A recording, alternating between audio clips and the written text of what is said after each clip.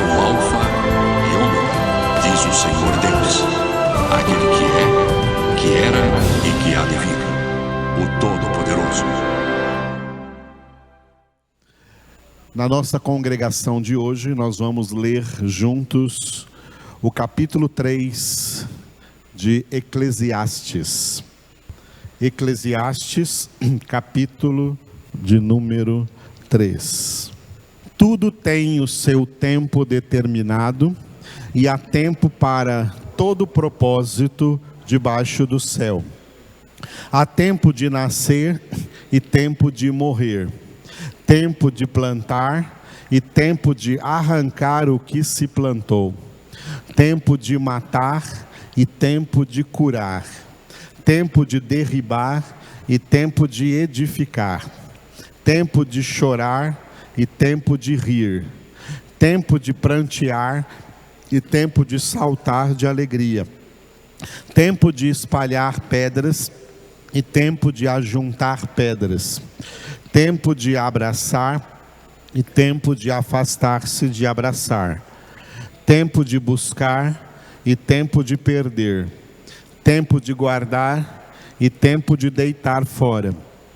Tempo de rasgar e tempo de coser. Tempo de estar calado e tempo de falar. Tempo de amar e tempo de aborrecer. Tempo de guerra e tempo de paz.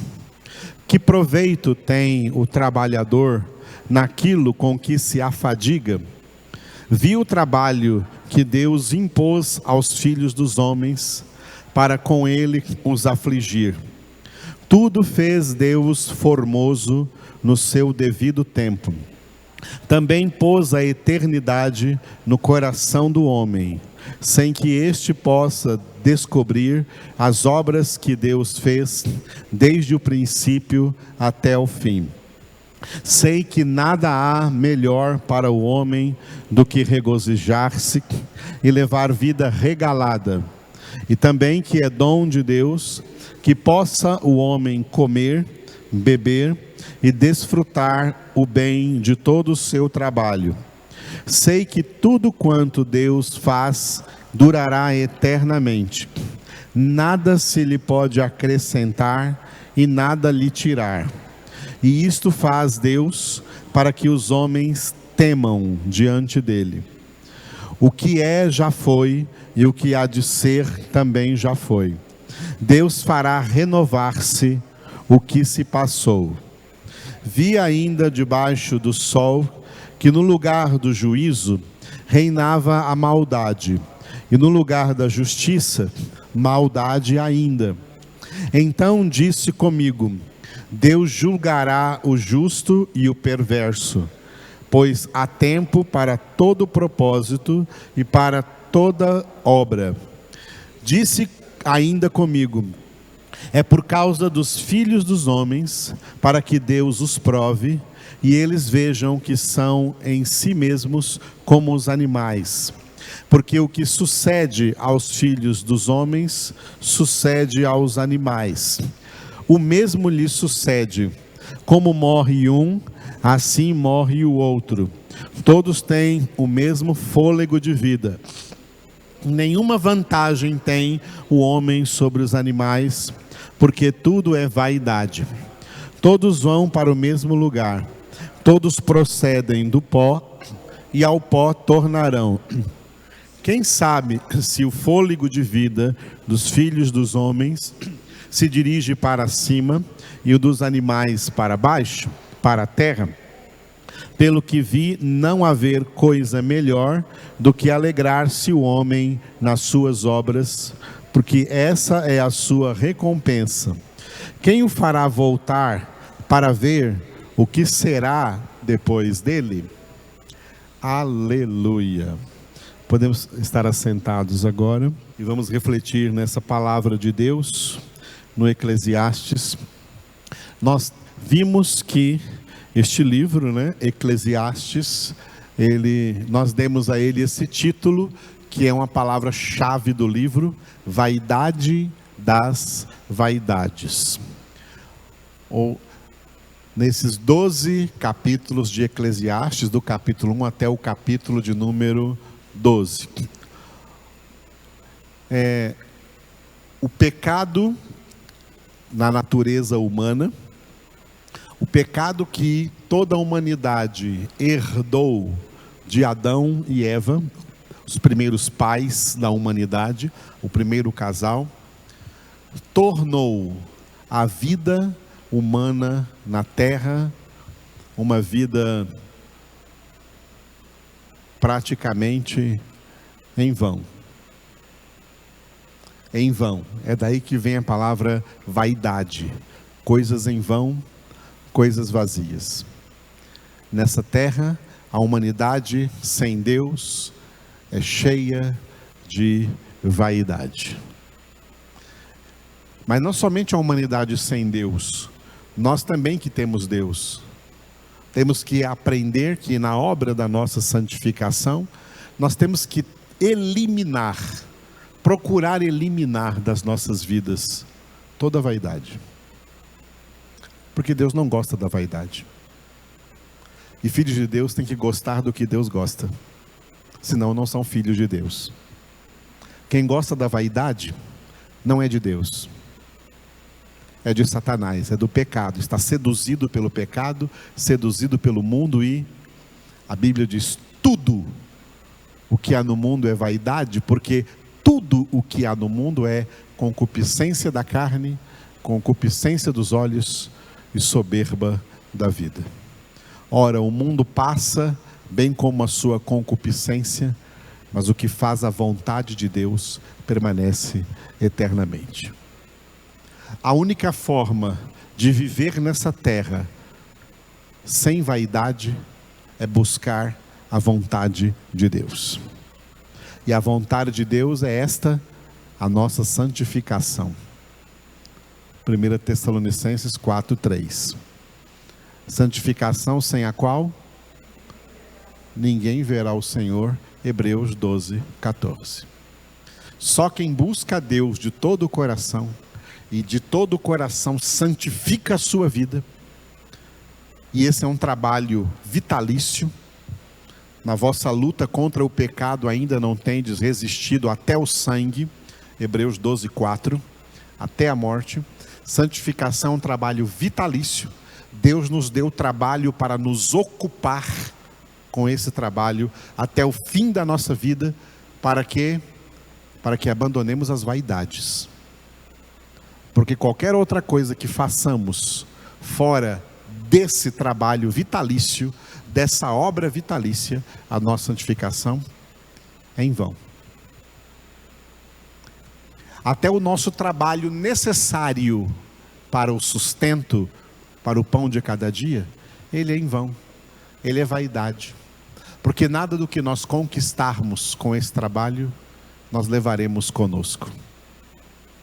Não levaremos R$1, não levaremos 1 centavo, não levaremos uma peça de roupa.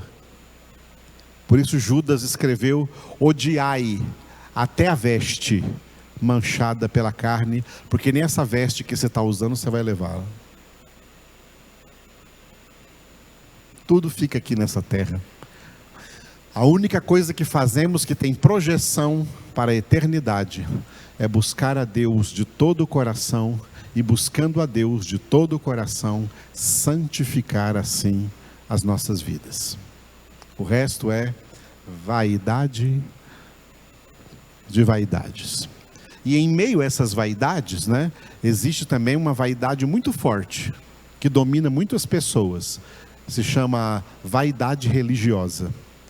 Como tem vaidade religiosa em todas as religiões, inclusive nesse falso cristianismo transformado em religião.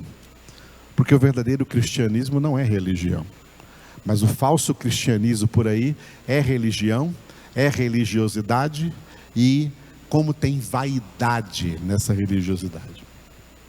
Como tem gente que fala assim: aquela lá é a minha igreja, porque ela é uma igreja grande, confortável, bem construída, bonita, bem localizada. Nós não temos igreja. Nós somos a igreja. Os verdadeiros filhos de Deus não são membros de nenhuma igreja.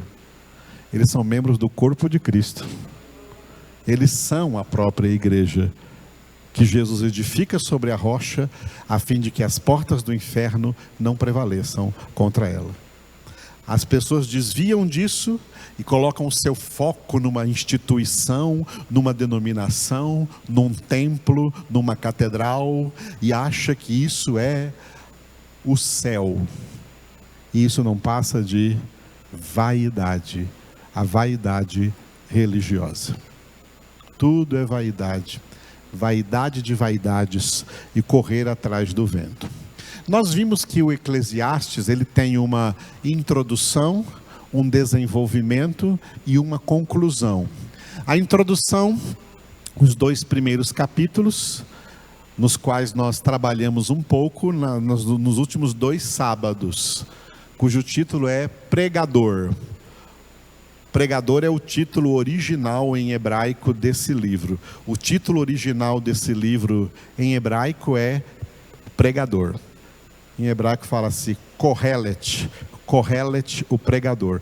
Quando traduziram esse livro do hebraico para o grego, aí colocaram Eclesiastes. Eclesiastes são as pessoas que estão ouvindo a pregação, a assembleia reunida, as pessoas reunidas que estão reunidas para ouvir o que o pregador está pregando. E o pregador prega sobre a sabedoria. Esse é o desenvolvimento do livro que nós vamos entrar hoje aqui. Já entramos com a leitura do capítulo 3. Esse desenvolvimento vai então do capítulo 3, versículo 1, até o capítulo 11, versículo 8. Então, nesse desenvolvimento, o tema principal da pregação desse pregador, que é Salomão, é a sabedoria de Deus. E essa sabedoria aí é uma pessoa viva, Jesus Cristo. Jesus Cristo, o Filho de Deus, Ele é a própria sabedoria de Deus. E depois então vem a conclusão do livro, do capítulo 11, versículo 9, até o capítulo 12 completo, que termina no versículo 14, com uma palavra em particular para o jovem. Porque a vaidade do jovem é aquela vaidade, aquele pensamento vão, de pensar, de achar que ele tem toda a vida pela frente, que ele tem que aproveitar essa vida para buscar felicidade, alegria e prazer e diversão no mundo. Não, senhor. O pregador aqui chama o jovem para dizer o seguinte: olha, o que você tem que fazer desde a sua juventude é se lembrar do teu Criador. Buscar o teu Deus, buscar o teu Criador. Muito bem, nós estamos então entrando hoje no desenvolvimento de Eclesiastes, cujo título é Sabedoria. Esse desenvolvimento aí do Eclesiastes, ele está dividido em 2 partes. A primeira parte vai do capítulo 3 até o capítulo 7, que nós vamos entrar hoje, cujo título é Coisas que Vi. Eu falei com vocês sobre empirismo, ou seja, empirismo é receber conhecimento através da experiência. Através das coisas que Salomão se propôs a experimentar, ele viu a realidade. Então ele explica aqui as coisas que ele viu, a realidade que ele viu ao experimentar todas as coisas possíveis do mundo que os homens buscam em nome de felicidade. Tá? Aí ele vai ver o que ele vai explicar aqui, o que foi que ele viu nessa busca. E na parte B, que vai do capítulo 8, versículo 1, até o capítulo 11, versículo 8, ele vai concluir que dessa sua experiência empírica, melhor é buscar a sabedoria de Deus. Melhor é a sabedoria. é melhor buscar a sabedoria de Deus do que a felicidade proposta pelo mundo, do que os prazeres propostos pelo mundo, do que as alegrias propostas pelo mundo, do que as vantagens propostas pelo mundo, porque tudo isso é falso e vão. Melhor é a sabedoria, melhor é buscar a sabedoria de Deus. Então essas são as duas partes principais desse livro, Eclesiastes. Tá? Eclesiastes. Primeira parte, o que Salomão viu na sua experiência empírica, o que ele aprendeu experimentando as coisas do mundo. E a parte 2, a segunda parte, a conclusão que ele chegou. Não vale a pena. É melhor buscar a sabedoria de Deus. Melhor é a sabedoria. Hoje nós entramos então na primeira parte. A parte 1 aí, coisas que vi. Essa parte 1 que vai então do capítulo 3 até o capítulo 7, está dividida em 2 blocos. O primeiro bloco, capítulos 3 e 4, a conclusão que ele chegou de tudo o que ele viu, de tudo o que ele experimentou, é que tudo é vaidade. Tudo é vacuidade. Tudo é vácuo. Tudo é vazio. Tudo é desprovido de sentido, desprovido de significado. Nas traduções em inglês traz uma palavra que é meaningless. Meaningless, que significa sem significado. Não significam nada. As coisas que neste mundo os homens dão tanto valor. Significa nada. É nada. Tudo é vaidade. É isso que vamos ver no primeiro bloco, bloco 1. E no bloco 2, bloco 2 da parte 1 aí, a parte 1 tem 2 blocos. No bloco 2, capítulos 5 a 7, ele então traz uma exortação. Como tudo que há no mundo é vaidade, o que você tem que fazer no mundo é temer a Deus. Teme a Deus. E aí ele vai entrar num grande tema, que é o tema não só do Eclesiastes, mas é o tema de Jó, de Salmos e de Provérbios. Livros de sabedoria, que o temor do Senhor é o princípio da sabedoria. Diante de tudo que existe no mundo, o que nós devemos fazer é ter o santo temor de Deus. Temor reverencial a Deus. Temor de Deus não é apenas medo de Deus. Temor de Deus é estar rendido diante de Deus. Temor de Deus é estar sujeito a Deus. Temor de Deus é estar submisso a Deus. Temor de Deus é viver em obediência a Deus. A pessoa temente a Deus é a pessoa que obedece a Deus, obedece a sua palavra. Porque quem não obedece está edificando a sua vida sobre a areia, e grande será a sua ruína. Mas quem obedece estará edificando a sua vida sobre a rocha, sobre a palavra de Deus. Muito bem, hoje nós vamos ficar com o começo aqui do bloco de número 1.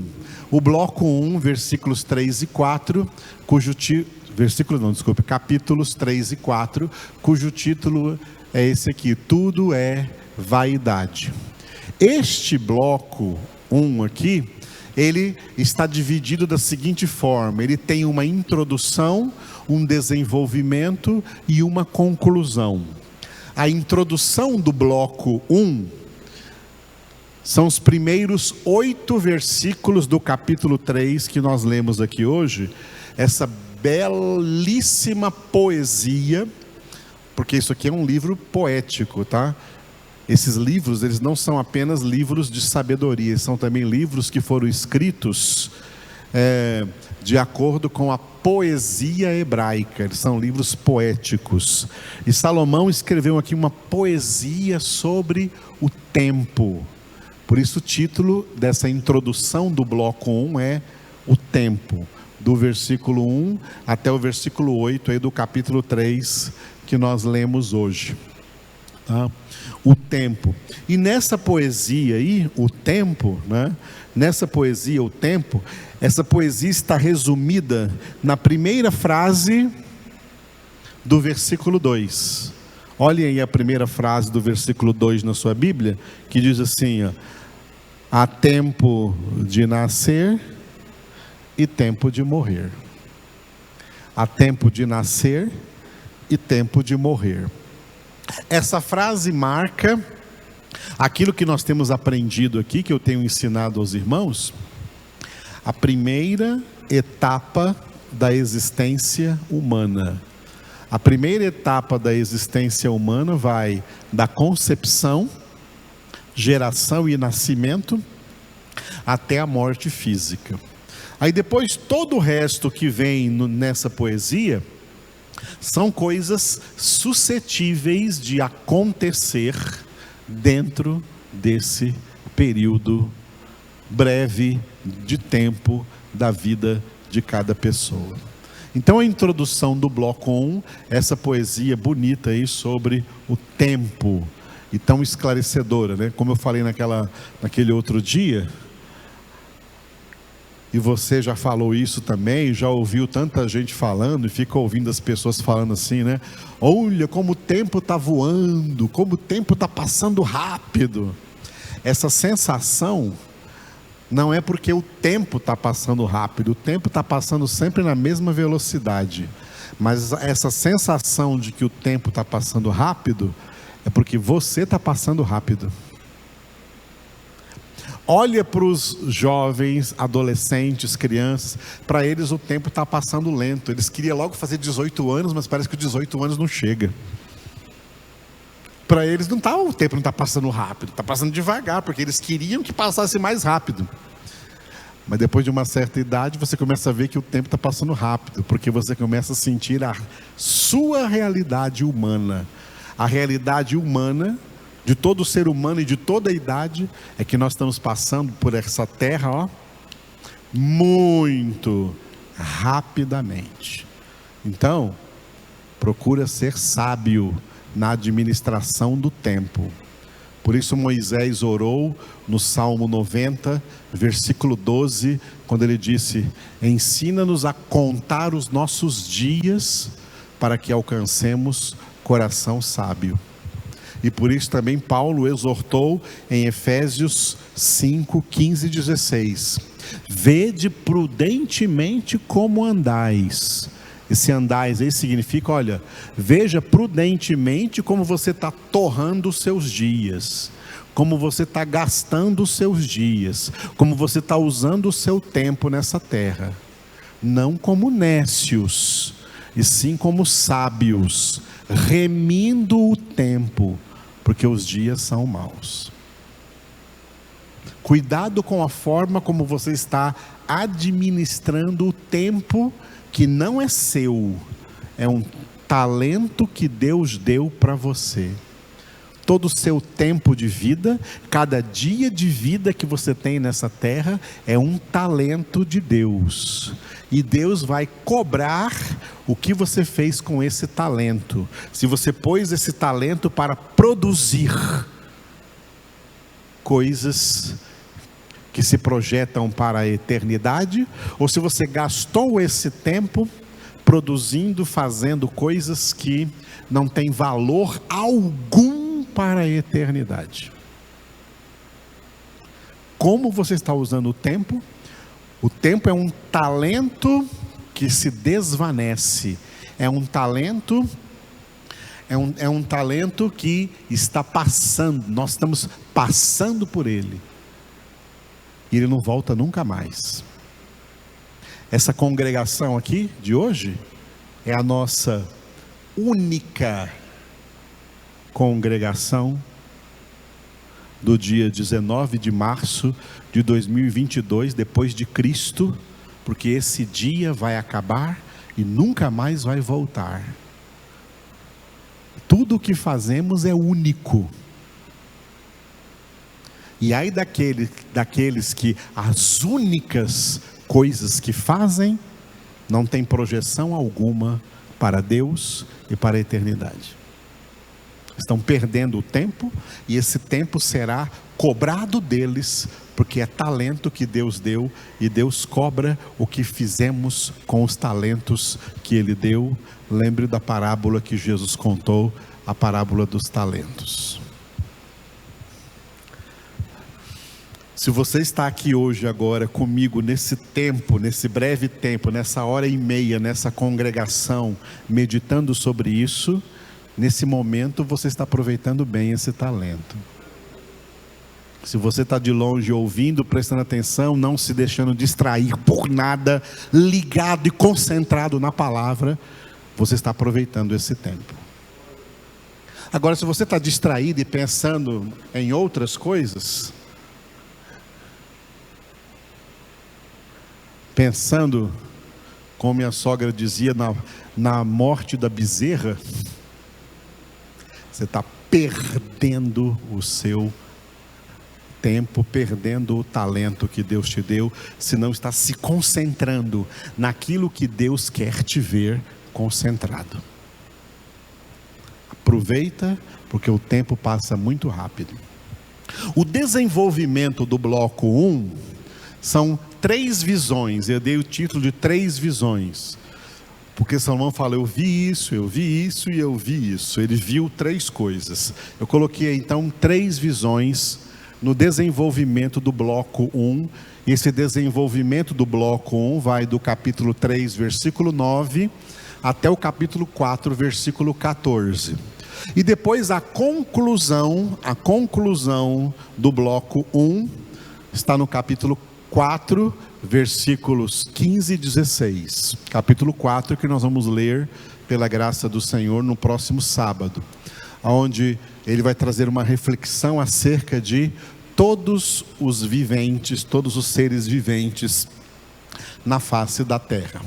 Muito bem, uma visão, ele tem 3 visões particulares, de coisas particulares, e depois uma visão generalizada sobre todos os viventes na face da terra.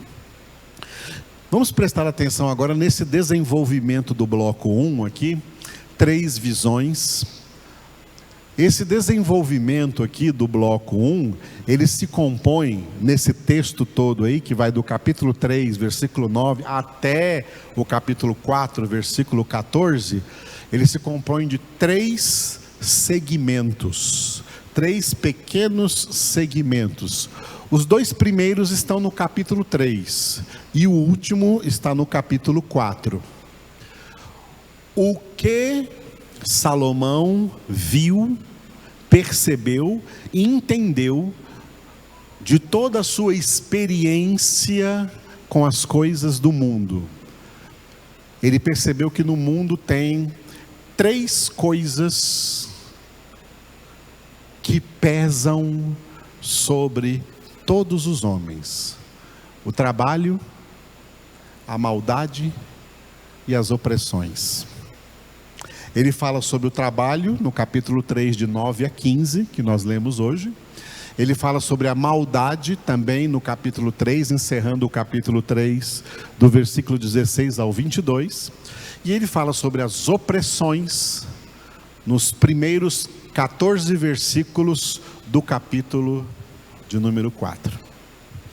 Ou seja, de toda a experiência que Salomão teve buscando as coisas que todo mundo aí quer buscar, tudo que ele viu é muito trabalho, muita maldade e muitas opressões. Muito trabalho, muita maldade e muitas opressões. Essa é a conclusão que ele chegou.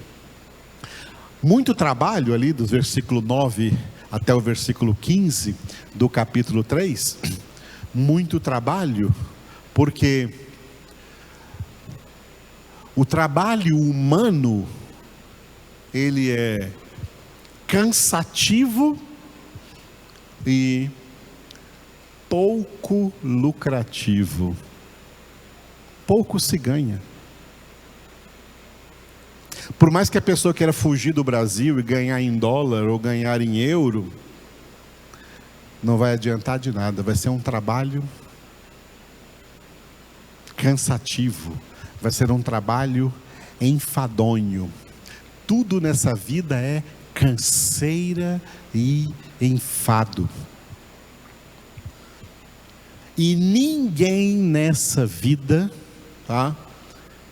talvez com exceção os políticos brasileiros, ninguém nessa vida ganha o suficiente que tenha uma equivalência ao esforço que ele faz para trabalhar.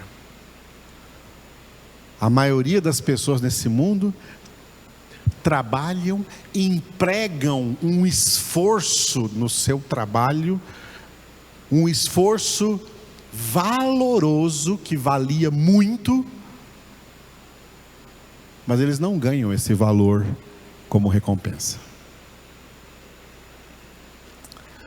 Quando Jesus disse, o trabalhador é digno do seu salário.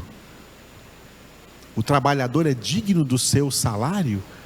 A maioria dos trabalhadores no mundo não recebem aquilo que lhes é devido. São cobrados a trabalhar o máximo possível. Não apenas cobrados por pessoas, mas cobrados por situações, cobrados pelas circunstâncias. E são obrigados a dar de tudo nesse trabalho, e muitos se matam nesse trabalho, perdem a saúde nesse trabalho, passam seus anos nesse trabalho, e o resultado é que o que recebeu como salário foi muito abaixo do que ele realmente era digno de receber. O que isso ensina para nós, filhos de Deus? Ensina que nós temos que trabalhar, mas em primeiro lugar, nós temos que aprender esse princípio espiritual de não trabalhar para os homens, trabalhar para o Senhor. Você tem lá o seu trabalho profissional. Se você ficar pensando que está trabalhando para os homens, para os seus empregadores, você vai ficar triste, você vai ficar deprimido, você vai se sentir desvalorizado, você não vai ver o lucro do seu trabalho. Vai sempre sentir que está ganhando pouco. Mas se você todos os dias acordar e falar assim: Senhor, eu estou indo trabalhar hoje, naquela minha empresa onde eu trabalho, naquele lugar, naquela repartição onde eu trabalho, naquele lugar onde eu trabalho, Senhor, e todo trabalho que eu fizer hoje, eu estarei trabalhando para o Senhor. Eu quero fazer tudo para o Senhor. Eu quero fazer tudo para a tua glória. Pode ver nas epístolas que foi assim que Paulo mandou os servos fazerem com os seus senhores. Trabalhar, e não como para agradar os seus senhores, mas para agradar o Senhor que está no céu. Trabalha para o Senhor. Quem trabalha para os homens vai se desanimar, se desiludir com aquilo que recebe dos homens. Mas quem trabalha para o Senhor é diferente. Quem trabalha para o Senhor é diferente, recebe do Senhor, porque o Senhor é justo. O Senhor vê o seu esforço, o Senhor vê a sua dedicação, e se o Senhor vê que você está direcionando isso para Ele, então, você não tem que trabalhar por causa dos homens, você não tem que trabalhar nem por causa das suas necessidades. Você tem que trabalhar, filhos de Deus têm que aprender a trabalhar, transformando o seu trabalho em um culto de verdadeira adoração ao Senhor. É aí que o seu trabalho vai prosperar. É aí que você vai sentir o retorno do seu esforço, o retorno do seu trabalho. Porque fora isso, se você trabalha, se arrebenta de trabalhar e o seu trabalho não é um elemento que você usa na busca do Senhor, oferecendo sua vida e seu esforço ao Senhor, esse trabalho todinho é em vão. E o que você receber, você nunca ficará satisfeito. Mas se você oferece isso ao Senhor, é diferente. Esse é um princípio espiritual ligado ao trabalho. Salomão viu isso, olha. O trabalho humano, ele é opressor, é desanimador. Mas quando você aprende a pegar isso e dizer: Senhor, é para ti que eu trabalho, é para o Senhor que eu trabalho. O Senhor é o mais acima de excelente patrão. Deus cuida daqueles que trabalham para Ele, por causa dEle, em tudo o que fazem nesse mundo, mesmo nos trabalhos seculares que nós somos obrigados a enfrentar. O que você encontra em termos profissionais e em termos sociais? Algo que também, como o trabalho cansa a gente fisicamente, algo que nos cansa também emocionalmente é a maldade humana. A maldade humana é algo que nós vamos estar sempre enfrentando, sempre convivendo com a maldade dos homens. O que isso ensina para nós? Isso ensina para nós que nós também somos maus. E que a única maneira de nos tornar bons é por meio da santificação, na qual o Espírito Santo produz em nós o seu fruto. E uma das 9 características do fruto do Espírito é a bondade. A única forma de um ser humano se tornar bom é na obra da salvação, que envolve a santificação, na qual o Espírito de Deus produz nessa pessoa a bondade de Deus. Porque fora dessa bondade que o Espírito de Deus produz em nós, tudo é maldade. Nós convivemos com a maldade. E Jesus disse que a maldade está até mesmo nos pais que dão boas coisas para os filhos. Não é porque vocês dão boas coisas para os filhos que vocês são bons, não, são maus. Só Deus é bom. Então nós convivemos com a maldade pessoal, que nós temos que santificar pela produção da bondade, e nós convivemos com a maldade de toda a humanidade, cuja maioria jamais vai se santificar, vai sempre viver em meio à maldade e sendo pessoas más o tempo todo, até quando aparentemente estão fazendo alguma coisa boa. A maldade é algo estrutural na sociedade e na humanidade. Não fique esperando que alguém tenha dó de você. Não fique esperando que alguém tenha misericórdia de você. Espere na misericórdia de Deus. E não na misericórdia dos homens, porque os homens não têm, eles têm maldade e não misericórdia. Misericórdia é só Deus, só o nosso Pai que tem. E sobre as opressões, nós vamos falar sábado que vem, quando lemos o capítulo 4.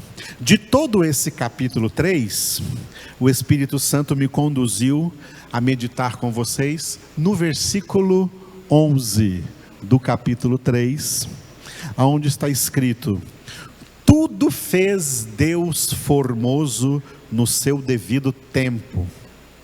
Também pôs a eternidade no coração do homem, sem que este possa descobrir as obras que Deus fez desde o princípio até ao fim.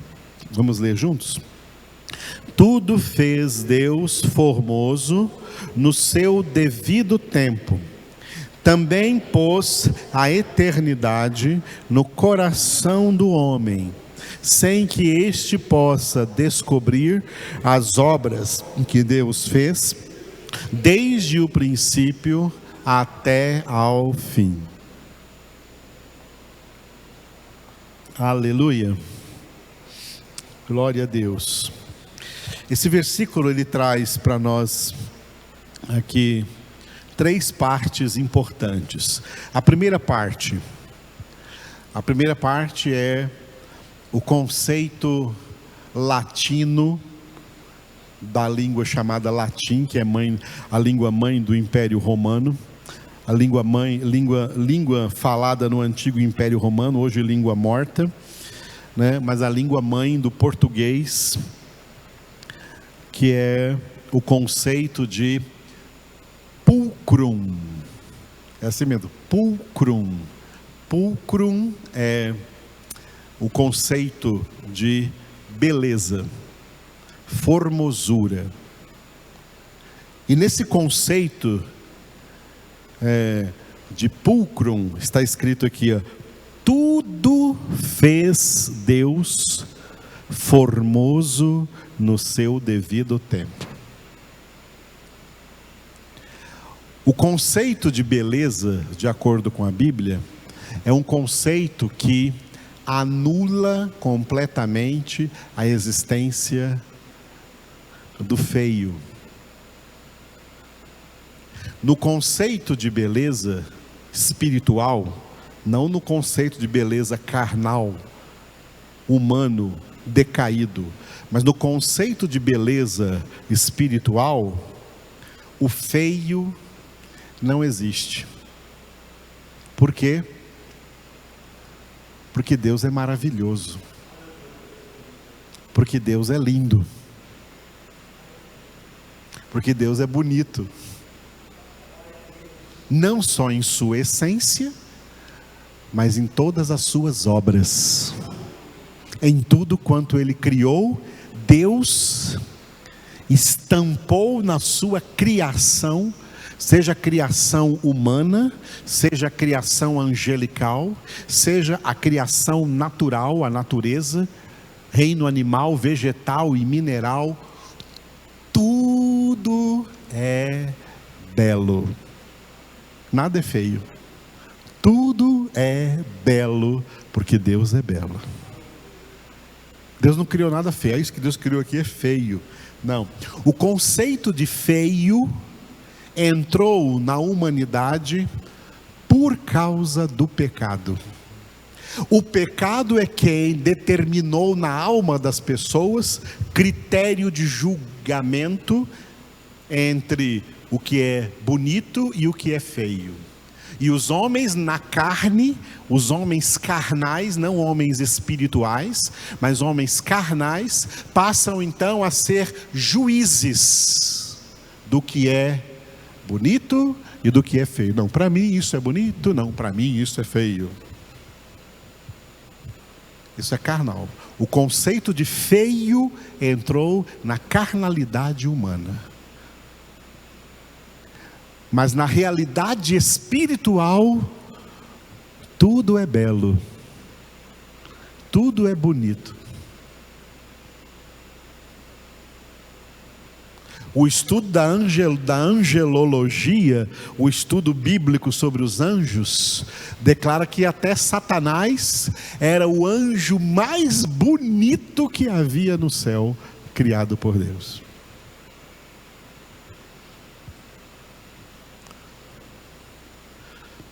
E essa figura de Satanás, né? Feio, chifre, sei lá o que, rabo, essa figura feia do diabo, ela não foi, ela é uma figura criada por mente humana e não pela palavra de Deus. Porque na verdade Satanás usa a beleza que Deus deu a ele para seduzir a humanidade, e ele tem maior sucesso nisso, em seduzir a humanidade. Então, o conceito de formosura, o conceito de beleza é espiritual, porque tudo fez Deus formoso. Repita isso: tudo fez Deus formoso. Inclusive você, viu? Aleluia. O preto é bonito, o branco é bonito, o amarelo é bonito, as cores são bonitas. O cabelo liso é bonito, o cabelo crespo é bonito.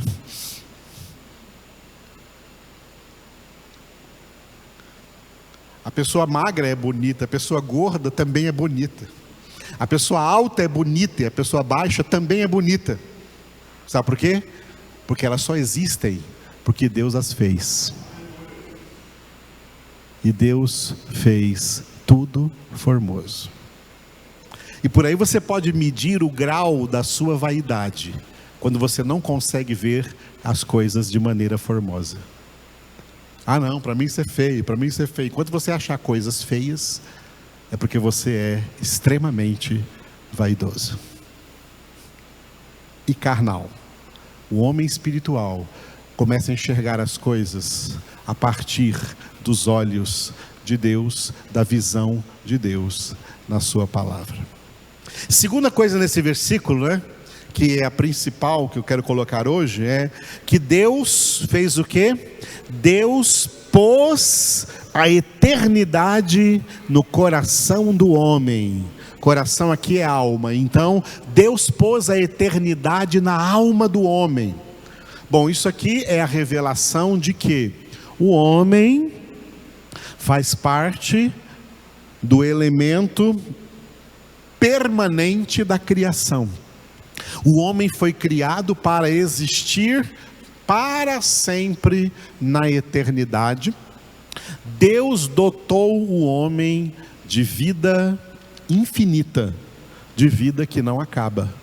O homem vai viver para sempre, seja em estado de salvação, seja em estado de condenação. O homem não terá fim de existência. Esse é o significado de que Deus pôs a eternidade na alma do homem. E é por isso que o homem sem Deus vive sempre procurando preencher um vazio que ele tem dentro dele e não consegue preencher.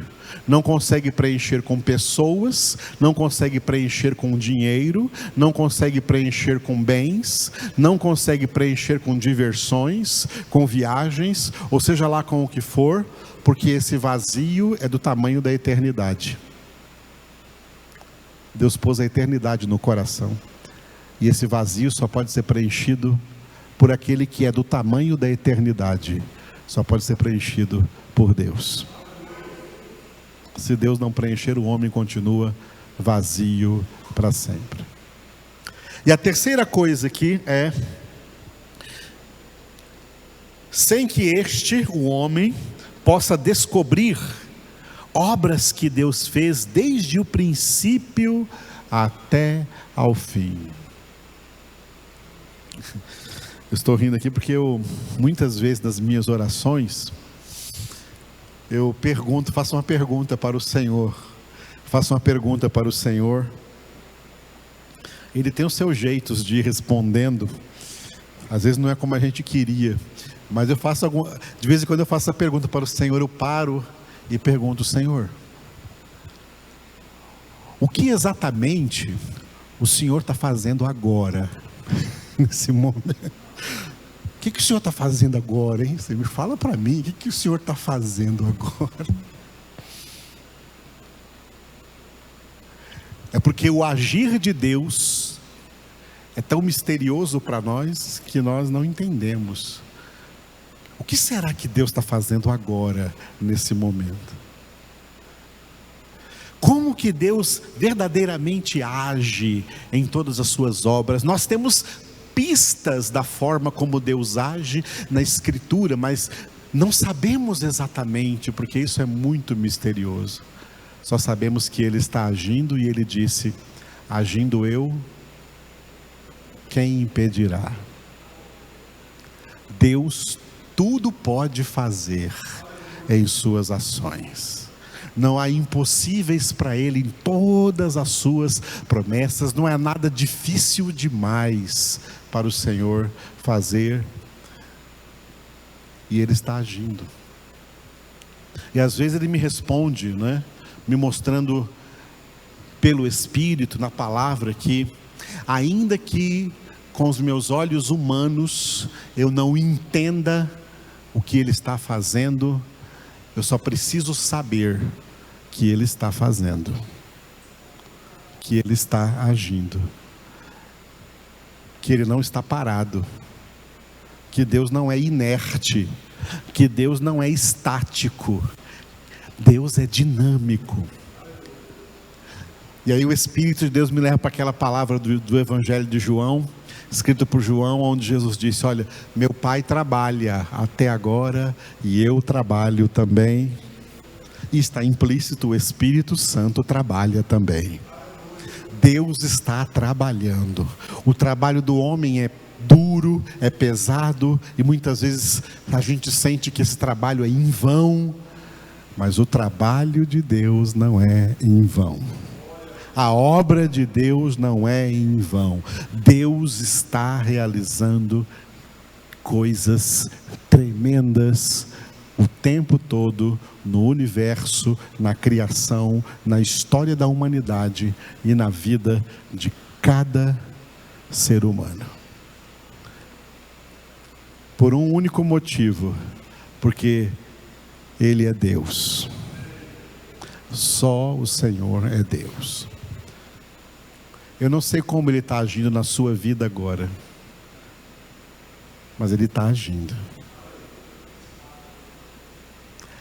O que nós devemos fazer? Aprender com isso.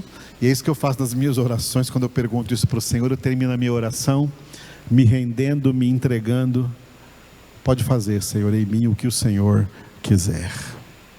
Eu me rendo àquilo que o Senhor está fazendo na minha vida. Eu sou o Alfa e Ômega, diz o Senhor Deus, aquele que é, que era